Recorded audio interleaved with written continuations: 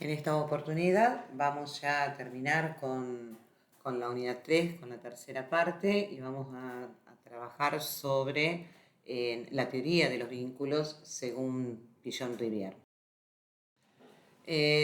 Vamos a hablar, ¿sí?, de algunos conceptos claves dentro de la teoría del vínculo planteada por Pigeon-Rivière. Tengamos en cuenta que Pigeon-Rivière es un psicoanalista y un psiquiatra argentino que va a centrarse en la idea de que las relaciones humanas son fundamentales para el desarrollo psicológico, ¿no? Y él va a ser conocido por las contribuciones que va a hacer a la psicología social y por su enfoque en los procesos grupales y en lo que son las relaciones interpersonales.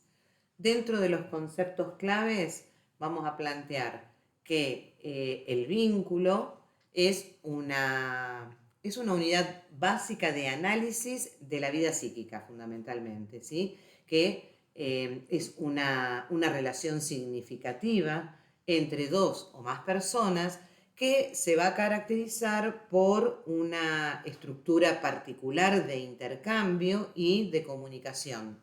Entonces los vínculos, él lo que va a plantear es que no son estáticos, sino que evolucionan con el tiempo y van a estar influenciados por las experiencias pasadas y por las experiencias presentes de los individuos que están involucrados en ese vínculo. Otro concepto clave o fundamental dentro de la teoría del vínculo es el concepto de roles y de funciones, porque él va a plantear que en cada vínculo las personas asumen ciertos roles y ciertas funciones que se van a definir, digamos que por las expectativas mutuas, ¿sí?, de ambas partes que interactúan en este vínculo y por las dinámicas de poder y de comunicación. Entonces, estos roles pueden ser complementarios, pueden ser simétricos, pueden ser asimétricos y van a estar en constante negociación y en constante redefinición. Por eso es que van a plantear que estos roles no son estáticos, sino que van variando en función de las circunstancias, en función de cómo se negocian y cómo se redefinen los puestos y los roles dentro de la dinámica vincular. Por otro lado, va a hablar de lo que es el grupo interno, ¿sí? Y va a proponer esta idea de grupo interno que fundamentalmente se va a referir a esa internalización de los vínculos, de esos vínculos significativos que una persona ha tenido a lo largo de la vida. Y este grupo interno va a influir en cómo una persona percibe y cómo esa persona se va a relacionar con los demás en el presente. Por otro lado, también desde la perspectiva de Pigeon-Rivière, las perturbaciones dentro de los vínculos las va a plantear que pueden llevar a lo que son los trastornos psíquicos. Entonces va a decir que la salud mental se va a concebir como esa capacidad de establecer y de mantener vínculos que sean saludables y adaptativos. Y por último, otro concepto clave tiene que ver con el espacio transicional, ¿sí? Este concepto se refiere especialmente a ese espacio psicológico donde ocurre el intercambio entre los individuos en un vínculo, ¿sí? Es un espacio, como ya veíamos antes, también de negociación, es un espacio de transformación, donde lo que se va a lograr es desarrollar nuevas significaciones y nuevas comprensiones mutuas.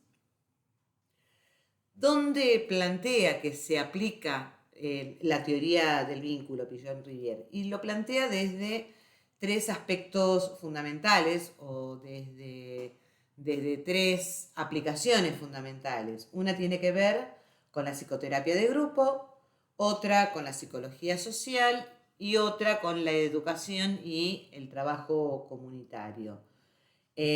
Con respecto a la psicoterapia de grupo, sabemos que Pigeon-Rivière en nuestro país es pionero en el uso de grupos terapéuticos como un medio para poder explorar y para poder modificar esos vínculos que son disfuncionales, ¿sí? En la terapia de grupo, los participantes pueden experimentar y pueden analizar sus relaciones con los demás miembros del grupo, y esto lo que hace es facilitar el cambio y facilitar el crecimiento personal. Desde la psicología social, su teoría se aplica, digamos que ampliamente en la psicología social, y especialmente en lo que es el estudio de lo que son las dinámicas de grupos, las dinámicas de las organizaciones y las dinámicas de las comunidades. Entonces, los principios del vínculo van a ayudar a comprender cómo los grupos y cómo las instituciones influyen en el comportamiento y en la psiquis de los individuos. Y en la educación y en el trabajo comunitario, también Pichon Rivière aplicó sus ideas en estos contextos, tanto educativos como comunitarios, promoviendo métodos participativos, métodos colaborativos. ¿Para qué? Para poder fomentar el aprendizaje y el desarrollo social. Entonces, lo que hace la teoría del vínculo es proporcionar una perspectiva integral sobre lo que son las relaciones humanas y sobre sus implicaciones para la salud mental y para el bienestar social. Su enfoque, digamos que en los procesos interpersonales y grupales sigue siendo influyente en distintas disciplinas, fundamentalmente en lo que es en la psicoterapia, en la educación y en el trabajo social. Vamos a plantearnos ahora como otro punto importante dentro de la teoría del vínculo de Pichon Rivière, lo que son las características del vínculo, ya que estas características son fundamentales para poder entender su teoría de las relaciones humanas y el impacto que tiene, ¿sí?, en la salud mental. Por ejemplo, él va a plantear que una de las características tiene que ver con que el vínculo es una estructura dialéctica, ¿sí? Plantear que es una estructura dialéctica significa que es una estructura dinámica, que se construye, que se transforma a través de ¿qué? A través de ese intercambio que es continuo entre los individuos. Y este intercambio es dialéctico, ¿por qué? Porque se basa en la interacción de opuestos que se van a influenciar mutuamente y que van a generar cambios en lo que es la relación. Otra de las características que tiene el vínculo es la interdependencia, ¿sí? Esto significa que las acciones, las emociones y los pensamientos de uno van a afectar en el otro, ¿sí? Y esta interdependencia implica que hay una influencia que es recíproca y que es constante, que lo que va a hacer es definir y redefinir el vínculo. Por otro lado están, como ya vimos antes, pero ya como característica, los roles y las funciones, ¿sí? ¿Por qué? Porque en cada vínculo los participantes asumen roles y asumen funciones que son específicos, pero que pueden variar, ¿sí? Y pueden ir adaptándose según el contexto y según las necesidades. Entonces estos roles, como ya dijimos antes, no son estáticos, pueden ser complementarios, donde las funciones se van a complementar entre sí. Pueden ser simétricos, ¿sí?, donde las funciones pueden ser similares o intercambiables. Otra característica tiene que ver con la comunicación y con la significación, ¿sí? ¿Por qué? Porque la comunicación es esencial en la formación y en el mantenimiento del vínculo. Entonces, a través de la comunicación, los individuos que hacen, intercambian significados, establecen expectativas, negocian las reglas de la relación. Y esta comunicación puede ser verbal o puede ser no verbal, y es fundamental para la comprensión mutua. Por otro lado, tenemos lo que es el contexto histórico o el contexto social, ¿sí? Esto es, los vínculos se van a desarrollar dentro de un contexto, ¿sí? Que es específico, es en un tiempo específico, en un grupo específico, por eso hablamos de histórico y social, y que va a influir en su formación y en su evolución. Entonces, las experiencias pasadas, las normas culturales, las estructuras sociales van a afectar en cómo se establecen y cómo se mantienen los vínculos. También va a hablar Pichon-Rivière como una característica la ambivalencia. ¿Por qué? Porque dice que los vínculos suelen estar cargados de estas ambivalencias, es decir, ¿de qué? De sentimientos que son opuestos pero que coexisten, así como es el amor y el odio. Y esta ambivalencia es natural y esta ambivalencia va a reflejar la complejidad que tienen que ver con las relaciones humanas. Otra característica tiene que ver con la flexibilidad y la adaptación. ¿Por qué? Porque en los vínculos saludables se van a caracterizar por esta flexibilidad y por esta capacidad de adaptarse a los cambios y a los desafíos. La rigidez en un vínculo va a llevarnos siempre a conflictos, a disfunciones, mientras que cuando podemos adaptar, ¿sí? Cuando tenemos esta característica de la adaptabilidad, esto va a facilitar el crecimiento y el desarrollo personal y relacional a su vez.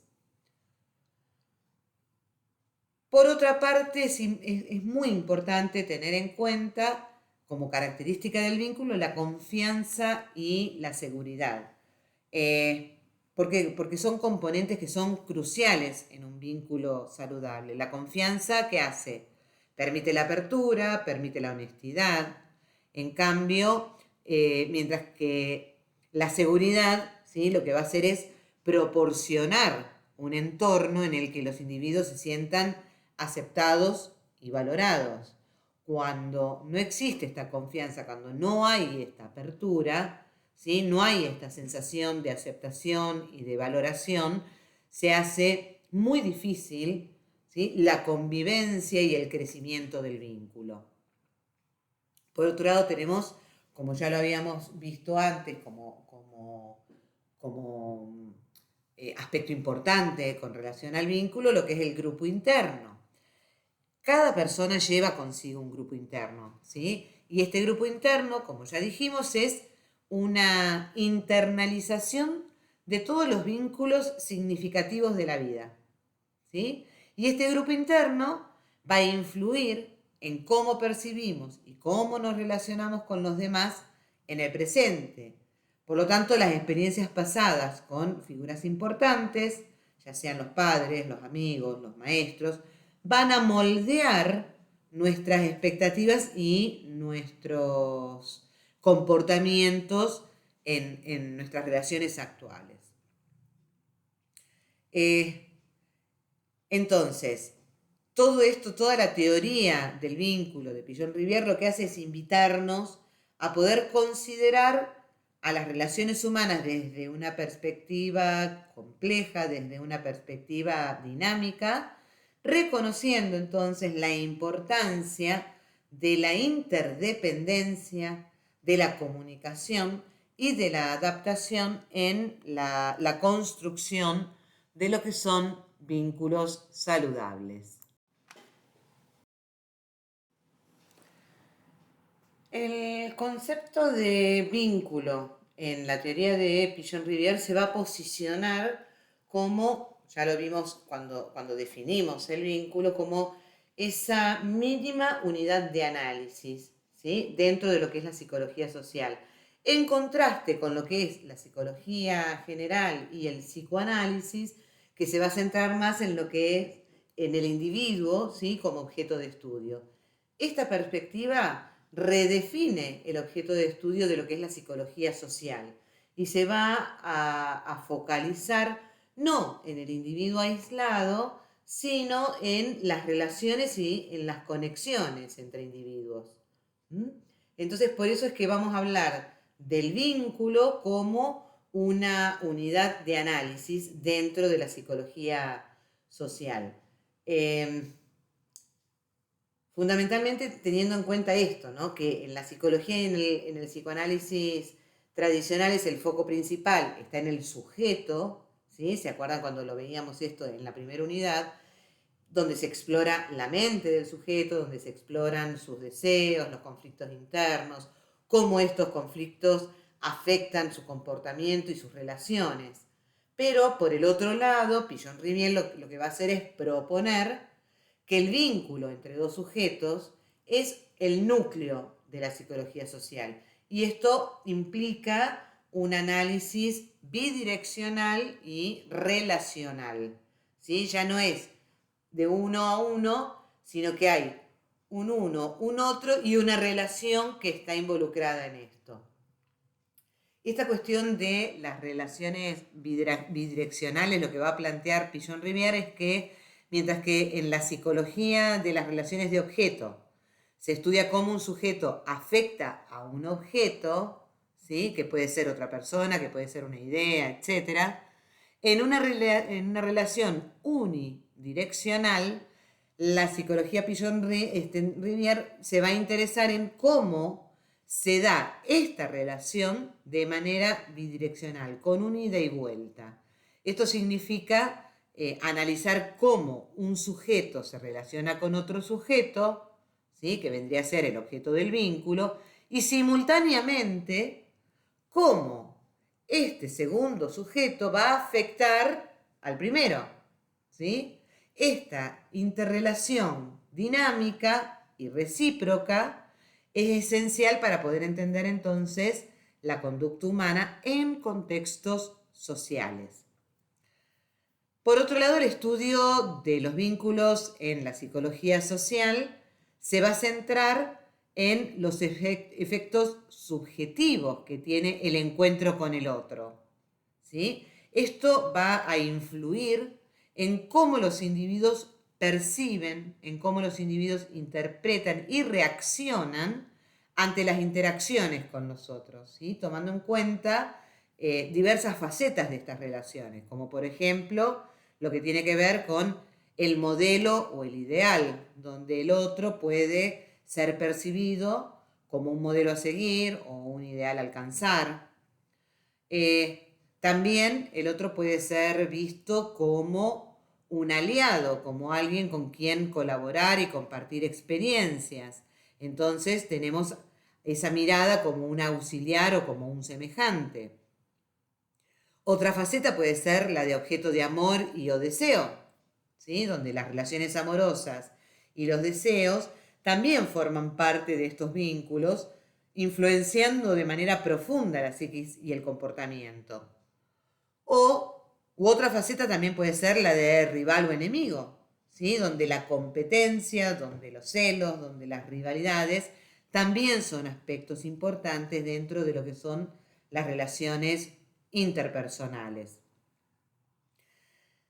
¿De dónde está influenciado Pigeon-Rivière para armar toda su teoría de la psicología social?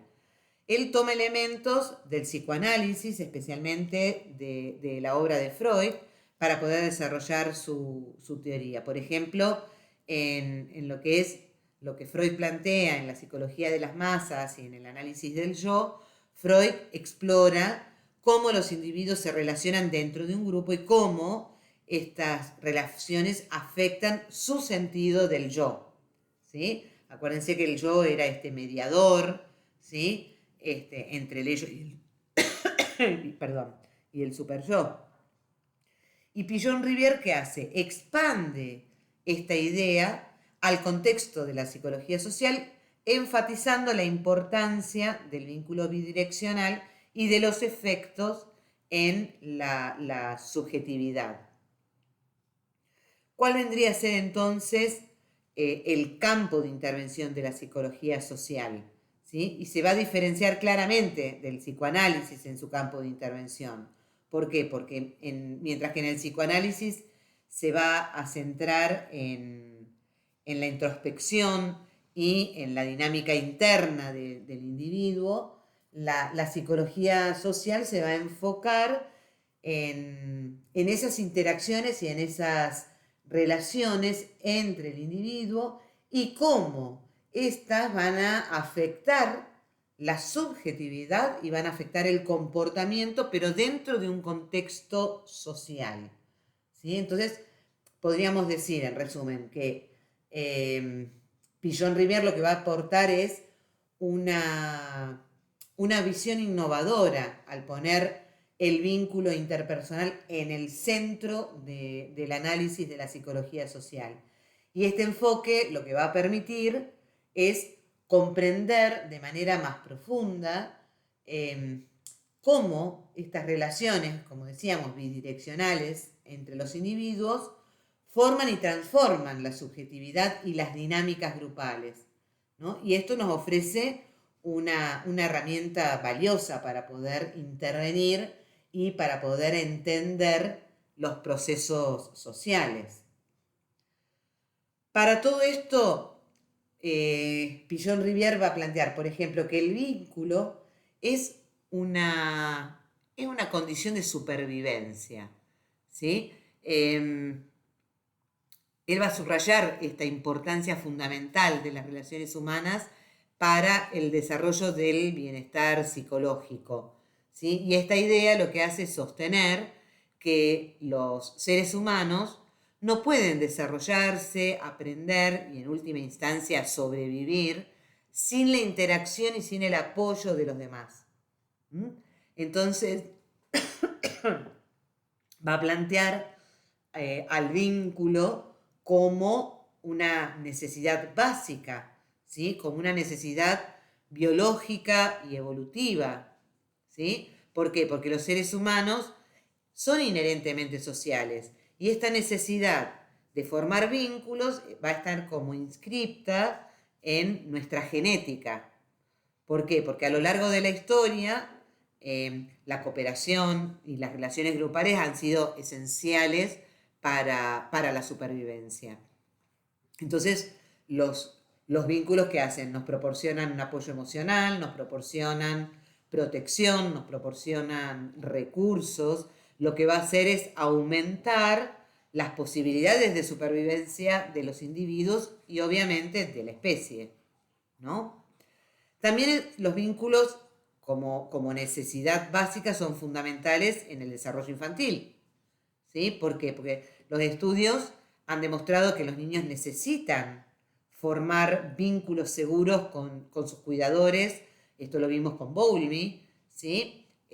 Para poder desarrollarse adecuadamente. Como decíamos, la teoría del apego de Bowlby, que hace, enfatiza que los vínculos tempranos con las figuras parentales son cruciales. ¿Para qué? Para el desarrollo emocional, para el desarrollo social y para el desarrollo cognitivo, ¿sí? Entonces, los niños que carecen de vínculos seguros van a experimentar dificultades en su desarrollo y van a tener problemas emocionales, conductuales, cognitivos a lo largo de la vida. Otra cuestión que tiene que ver con el vínculo como una necesidad básica también tiene que ver con el vínculo y la salud mental, ¿sí? ¿Por qué? Porque los vínculos nos proporcionan un apoyo emocional que es crítico, que es fundamental para la salud mental, ¿sí? Tener relaciones cercanas y tener relaciones de confianza con otros permiten a las personas manejar el estrés, manejar la ansiedad, manejar la depresión de una manera más efectiva, ¿sí? ¿Por qué? Porque entonces las redes de apoyo social, ¿qué hacen? Pueden actuar como un sostén, como un colchón contra esas adversidades o contra esos malestares y nos proporcionan un consuelo o nos proporcionan soluciones prácticas en esos momentos en que sentimos que estamos en tiempos de crisis, ¿no? Los vínculos también son esenciales para lo que es la formación de la identidad y del sentido de pertenencia. ¿Por qué? Porque a través de las interacciones con los demás, las personas desarrollan un sentido de quiénes son y de dónde encajan, digamos, en el mundo, ¿sí? Y este sentido de pertenencia va a ser crucial para la autoestima y para el bienestar general. Por otro lado, en la vida adulta, los vínculos continúan siendo vitales.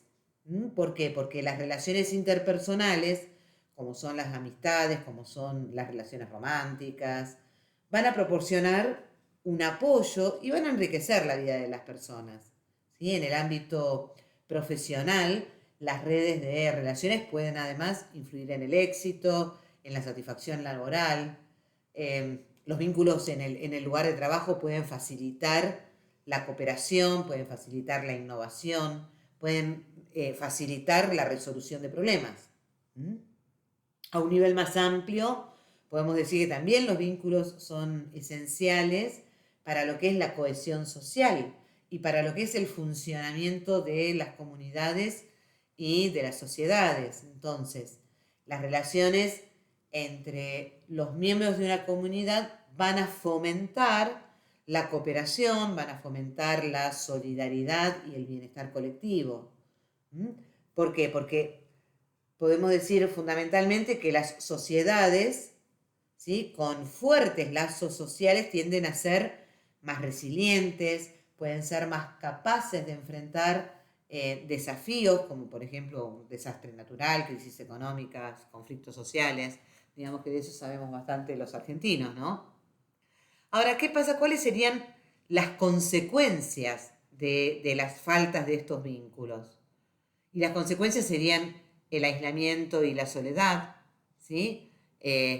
Estos son, obviamente, que son perjudiciales para la salud mental y física, ¿sí? Porque el aislamiento social se relaciona con una mayor incidencia de enfermedades mentales como la depresión y la ansiedad, y así también como problemas de salud física, enfermedades cardiovasculares, menor esperanza de vida. Por otro lado, en un nivel más macro, la falta de vínculos y la desintegración de lo que son las relaciones comunitarias pueden llevar a problemas sociales, ¿sí?, como la desconfianza, la polarización, la violencia. Esas comunidades que están fragmentadas, ¿sí?, carecen de esta cohesión que es necesaria para poder resolver problemas que son colectivos y para poder apoyar a sus miembros más vulnerables. Entonces, podemos decir que la idea de que el vínculo es una condición de supervivencia, lo que va a hacer es destacar esa importancia fundamental de las relaciones humanas para el bienestar y para el desarrollo. Desde la niñez hasta la adultez, los vínculos proporcionan el apoyo emocional, proporcionan la identidad y el sentido de pertenencia que son necesarios ¿para qué? Para poder enfrentar esos desafíos de la vida y para poder prosperar. Entonces, esta noción lo que va a hacer es subrayar esa interdependencia que es inherente de los seres humanos y la necesidad de cultivar y de mantener esas relaciones saludables y significativas. En todo vínculo hay circuitos de comunicación y de aprendizaje, ¿sí? Y esto es central en la teoría de Pigeon-Rivière. ¿Por qué? Porque esta idea lo que hace es ponerle fuerza o enfatizar que las relaciones interpersonales no son canales de interacción emocional, ¿sí?, solamente, sino que también son estos espacios dinámicos donde se intercambian conocimientos, se intercambian valores, se intercambian habilidades, ¿sí? Entonces la comunicación en los vínculos va a abarcar tanto el intercambio verbal como el no verbal, ¿sí? Porque la comunicación verbal incluye las palabras y incluye el lenguaje, ¿sí? mientras que ¿cómo es? La comunicación no verbal va a abarcar todo lo que tiene que ver con los gestos, con las expresiones faciales, con las posturas, con el tono de voz. Y ambas formas son esenciales para transmitir pensamientos, sentimientos, actitudes. Entonces, la verbal la utilizamos más que nada en las conversaciones, en las discusiones, en las preguntas, en las respuestas. Y la no verbal tiene más que ver con ese lenguaje corporal, el contacto visual, las expresiones faciales, la proximidad física. Y tengamos en cuenta que no siempre coincide, ¿no? Nuestra comunicación verbal con la no verbal. Muchas veces estamos diciendo algo desde lo verbal, estamos comunicando algo desde lo verbal, que no está acompañado, ¿sí? Que nuestra comunicación no verbal muestra otra cosa, ¿no? Por otro lado, en estos circuitos de la comunicación y del aprendizaje, es importante la retroalimentación, que es un concepto crucial de la comunicación en los vínculos, porque implica recibir y responder a las señales del otro, ¿sí? ¿Y esto qué permite? Nos permite ajustar el comportamiento, nos permite mejorar esa comprensión mutua. Entonces, la retroalimentación puede ser positiva, puede ser negativa, pero siempre es vital para el crecimiento y para la adaptación en cualquier relación. En esta parte no podemos dejar de hablar de lo que son las barreras de la comunicación, ¿sí? Y estas barreras de la comunicación, que tienen que ver, por ejemplo, con los malos entendidos, con las suposiciones incorrectas, con la falta de escucha activa, pueden dificultar la efectividad de los vínculos, ¿sí? Y es importante reconocer y superar estas barreras. ¿Para qué? Para poder mantener una comunicación clara y saludable. Es importante que tengamos en cuenta que los circuitos de aprendizaje en los vínculos, que en realidad que el aprendizaje de los vínculos tiene un circuito, ¿sí? Y este circuito tiene que ver, por ejemplo, con el aprendizaje mutuo, ¿sí? ¿Esto qué significa? Que en cualquier vínculo existe un intercambio constante de conocimientos y de habilidades.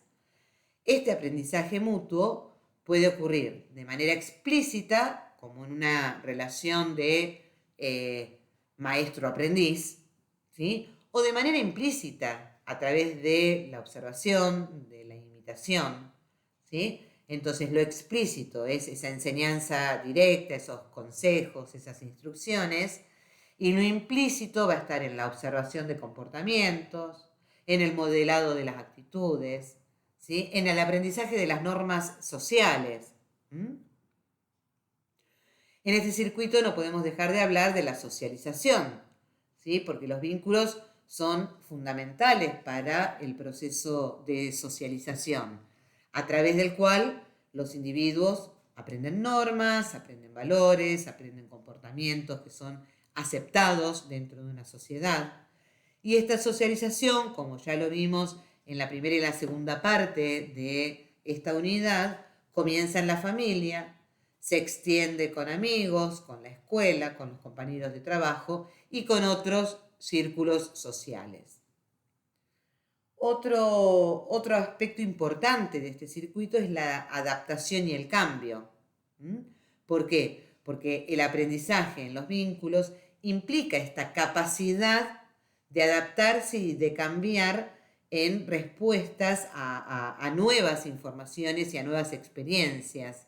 Y esta flexibilidad es crucial para el desarrollo personal y para poder mantener relaciones saludables y resilientes, digamos.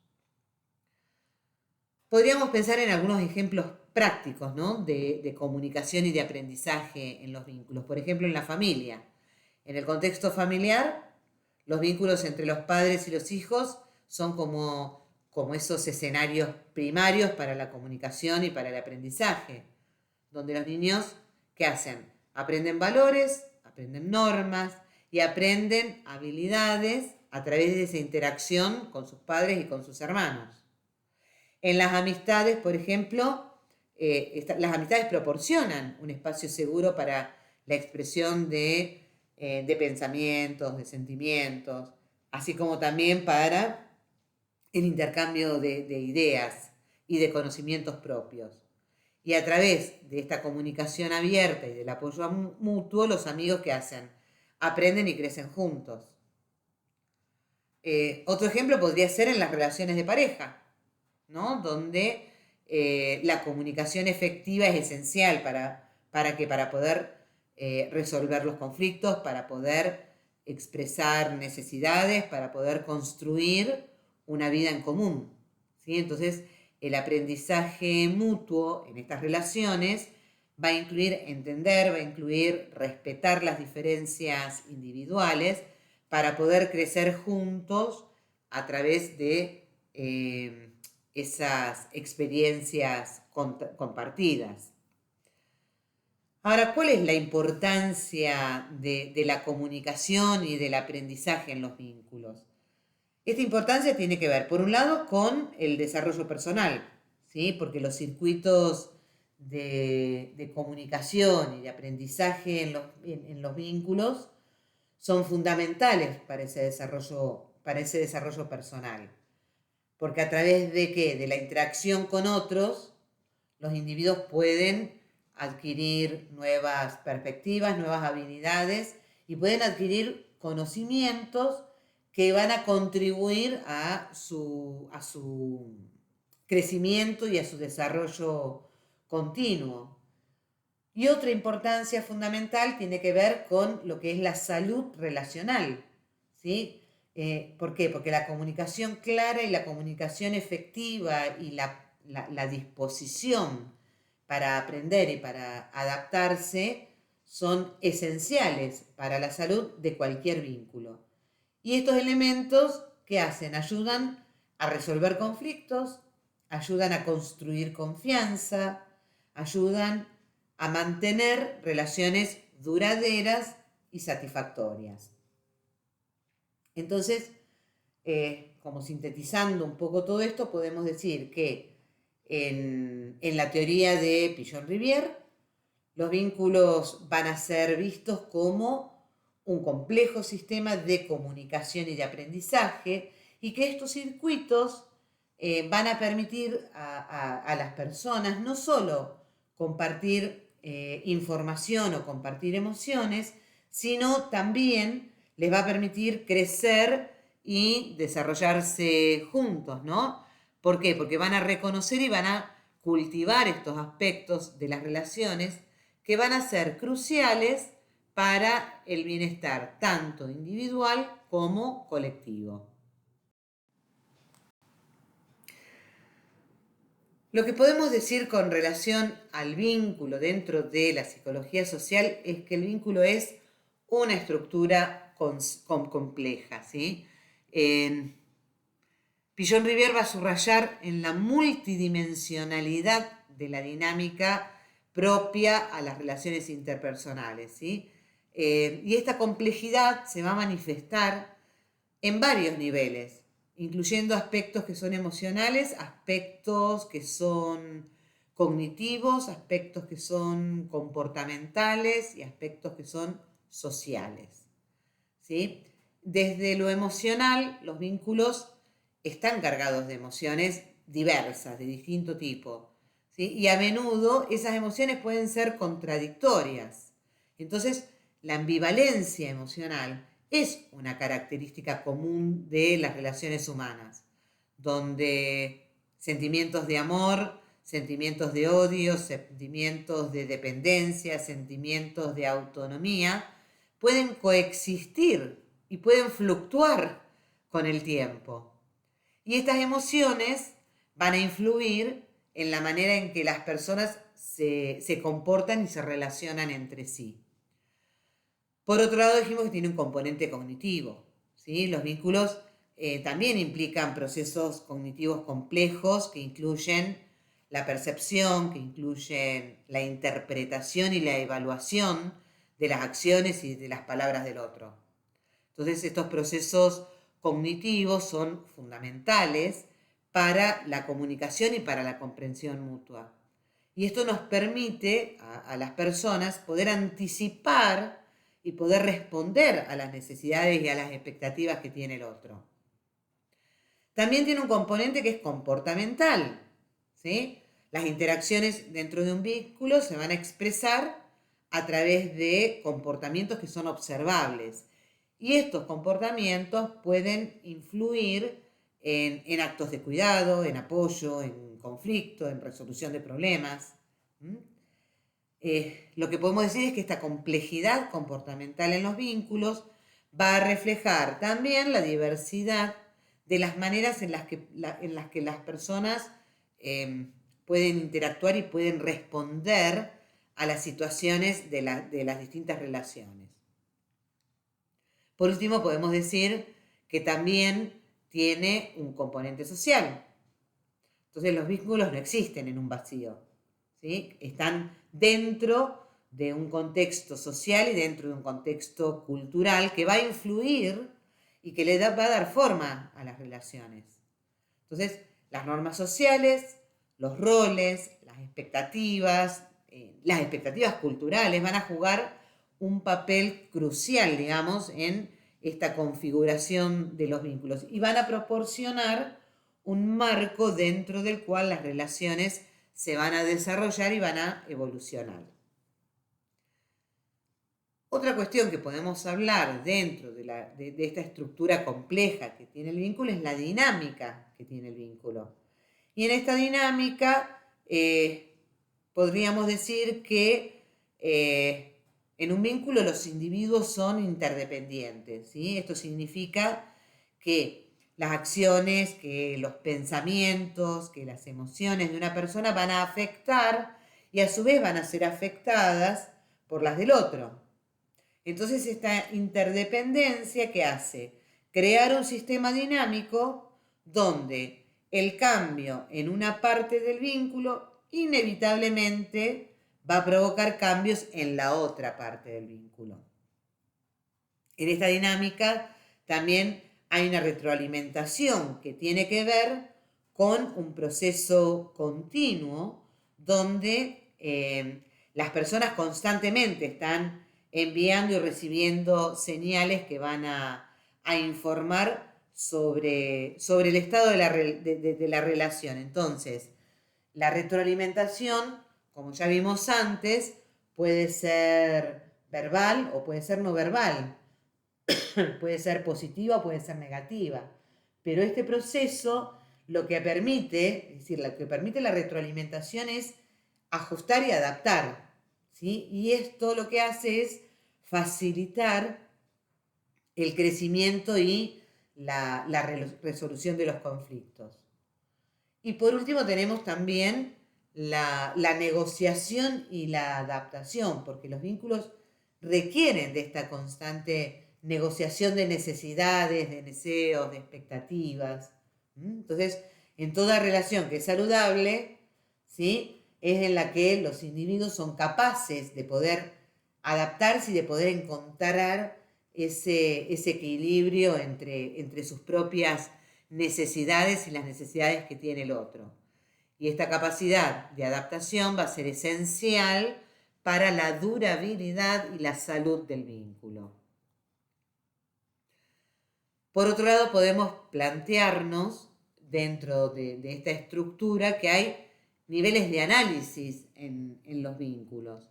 Por un lado tenemos un nivel de análisis que es intrapersonal, donde el vínculo afecta a la autoimagen, afecta a la autoestima y la regulación emocional, ¿sí? Entonces, las experiencias dentro de los vínculos van a influir en cómo los individuos se ven a sí mismos y cómo manejan esas emociones. Por otro lado, podemos hacer un análisis interpersonal. El intra dijimos hacia nosotros mismos. El interpersonal, ¿sí?, va a tener que ver con que el vínculo se va a manifestar en la calidad de las interacciones y de la capacidad para comunicar y resolver conflictos. Entonces, la empatía, la comunicación efectiva, la capacidad de negociar y la capacidad de comprometerse van a ser habilidades claves en este nivel, porque tienen que ver con la relación ya con el otro. Y por otro lado, otro nivel de análisis ya tiene más que ver con lo macro, que es con lo grupal y con lo comunitario. Entonces, a nivel grupal y a nivel comunitario, obviamente que los vínculos van a afectar la cohesión social, ese sentido de pertenencia, ¿sí? Y ese sentido de cooperación en contextos más amplios, como los grupos de trabajo, como las comunidades, como qué sé yo, las organizaciones. Los vínculos entre los miembros son esenciales para la funcionalidad y para el bienestar colectivo. Otro punto a tener en cuenta y que es fundamental es la importancia de poder comprender la complejidad del vínculo. Y entonces, en esta importancia de comprender, vamos a pensar en lo que tiene que ver con la intervención terapéutica, ¿sí? Y también con el desarrollo personal. En cuanto a la intervención terapéutica, para los terapéuticas y para los profesionales de la salud mental, poder comprender esta complejidad de los vínculos es fundamental para que para poder ofrecer intervenciones efectivas, ¿sí? Porque las terapias que abordan estos múltiples niveles de los vínculos van a poder ayudar a las personas a poder mejorar ¿qué cosa? Sus relaciones y su bienestar emocional, ¿sí? Y para el desarrollo personal, ¿sí? Reconocer esta complejidad de los vínculos puede llevar a un mayor entendimiento y mayor empatía hacia los demás, así como a una mejor gestión de las propias emociones y de las expectativas en cuanto a las relaciones. Entonces, ¿qué podríamos decir con todo esto? Que en la teoría de Pillon-Rivière con respecto a los vínculos, y a este plantear que los vínculos son estructuras complejas, lo es porque abarcan componentes que son emocionales, componentes que son cognitivos, componentes que son comportamentales y componentes que son sociales. Y esta complejidad lo que hace es reflejar la naturaleza de la dinámica y esta naturaleza que es interdependiente de las relaciones humanas. Y entender esta complejidad es fundamental para poder mejorar qué cosas: la comunicación, el aprendizaje y la adaptación en las relaciones, promoviendo entonces lo que es el bienestar individual y el bienestar colectivo. Bueno, y por último, como para ya cerrar con la unidad 3, vamos a plantearnos algunos elementos a tener en cuenta en lo que es la intervención psicosocial.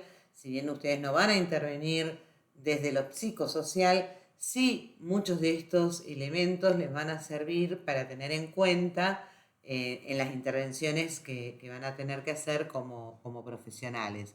Entonces, es importante para poder abordar de manera efectiva esas necesidades individuales y esas necesidades grupales, tener en cuenta algunos aspectos que son fundamentales, como por ejemplo poder entender o poder comprender el contexto social y el contexto cultural en el que se desarrollan las personas con las cuales van a intervenir, ¿sí? Y los grupos, porque esto es esencial para después poder diseñar un tipo de intervención más efectiva, ¿sí? Y esto implica poder considerar factores como valores culturales, como normas sociales, como estructuras familiares, esos sistemas de apoyo comunitario y los desafíos específicos que va a enfrentar esa población objetivo que tiene, con la cual ustedes van a intervenir. Por otro lado, otro elemento importante es la diversidad y la equidad, ¿sí? Reconocer la diversidad en todas sus formas, en la diversidad étnica, la diversidad racial, la diversidad de género, la orientación sexual, entre otras, y poder promover la equidad en el acceso a los recursos y a los servicios es fundamental para una intervención psicosocial inclusiva y respetuosa, ¿sí? Por otro lado, otro elemento importante tiene que ver con la participación comunitaria, ¿no? ¿Por qué? Porque involucrar a la comunidad en el diseño, en la implementación y en la evaluación de las intervenciones lo que va a hacer es aumentar la efectividad de nuestra intervención, ¿sí? La participación comunitaria promueve el empoderamiento, promueve la autodeterminación y promueve la sostenibilidad a largo plazo de los programas que vayamos a implementar. También es importante tener en cuenta como un elemento fundamental el enfoque basado en las fortalezas, ¿sí? ¿Esto qué significa? Centrarnos en los recursos, centrarnos en las habilidades, centrarnos en las capacidades que tienen las personas y que tienen los grupos, en lugar solo de ver las deficiencias o los problemas, ¿sí? Porque de esta manera lo que hacemos es fomentar un sentido de autonomía y podemos promover entonces resultados que van a ser más positivos. También es importante que tengamos un enfoque holístico, ¿sí? Es decir, considerar toda la totalidad de la persona, incluidos los aspectos emocionales, los aspectos cognitivos, los aspectos sociales, los aspectos físicos de su bienestar. Y esto implica abordar las necesidades individuales y grupales de una manera integral y colaborativa. Otro factor u otro elemento que no podemos dejar de tener en cuenta es la ética y los valores, ¿sí? Actuar de manera ética y respetuosa, manteniendo la confidencialidad, manteniendo el consentimiento informado y el respeto por la autonomía y la dignidad de las personas atendidas es fundamental. Los valores de justicia social, de solidaridad y de respeto por la diversidad tienen que guiar nuestras acciones. Otro elemento fundamental, y esto lo hablábamos también la vez pasada, tiene que ver con el enfoque interdisciplinario.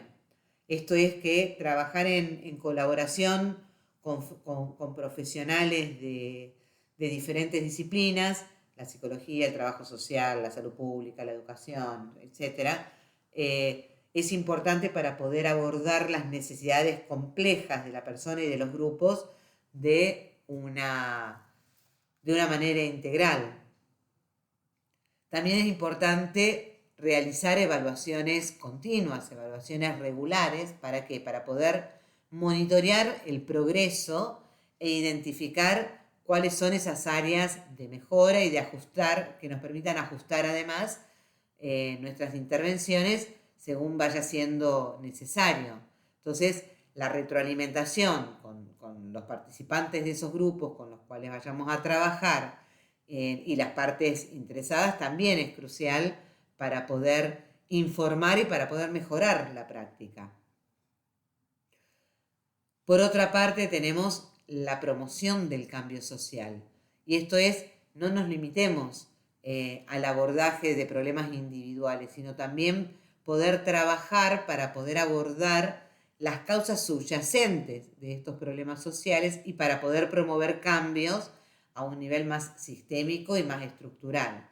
Entonces, al considerar estos elementos en lo que es la intervención psicosocial, ¿sí? Vamos a poder diseñar y vamos a poder llevar a cabo programas que son más efectivos, más centrados en las necesidades reales de las personas y de la comunidad en las que están insertas. Entonces, el análisis de esta situación, ¿sí? Es un aspecto fundamental a tener en cuenta en lo que es la intervención psicosocial. Y esto implica o amplía sobre todo el tema de abordaje también de otros aspectos.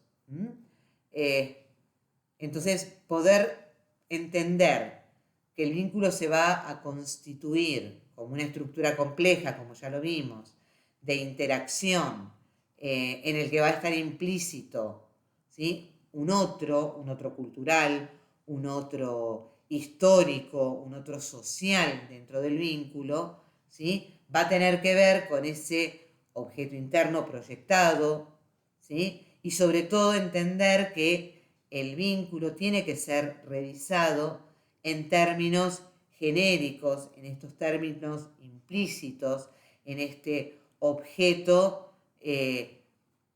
más bien, digamos, transferencial, ¿sí? De estas situaciones que son necesarias y que son básicas. Entonces, consideremos todos estos elementos como partes de nuestra intervención psicosocial, ¿sí? Para poder diseñar y llevar a cabo esos programas efectivos a la hora de nuestra intervención.